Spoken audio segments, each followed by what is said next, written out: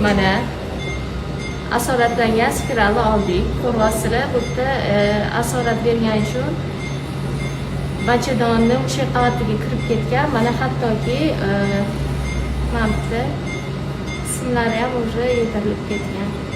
Yana bitta missiyani a'lo darajada bajardik. Spiralim bor.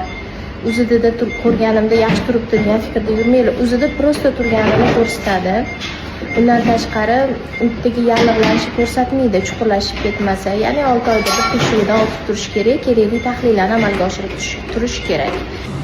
Ko'ryapsizlar, spiralni atipikga joylashishi. Hozir gastroskopiyada spiralni olishga harakat qilamiz.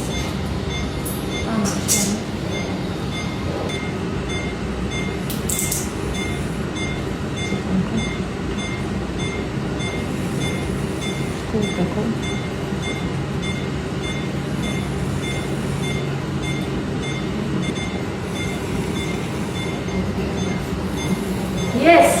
Spiralni oldik. Lekin endi bachadon ichida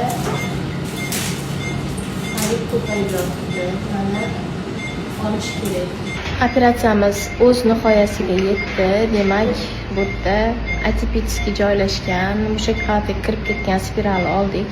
Bundan tashqari qaranglar, asoratlangan spiral hisobiga bir qancha endometriyda o'zgarishlar ketgan va poliplar hosil bo'lgan. Xudo xolasa qizimiz sog'ayib, yana farzandli bo'ladi degan umiddaman, chunki spiral asorat bergandan keyin endometriy qavatda o'ziga kelishiga ozgina vaqt reabilitatsiya ketadi. Bundan tashqari qizimizda bachadon bo'g'zida eroziya ham paydo bo'lgan, afsuski.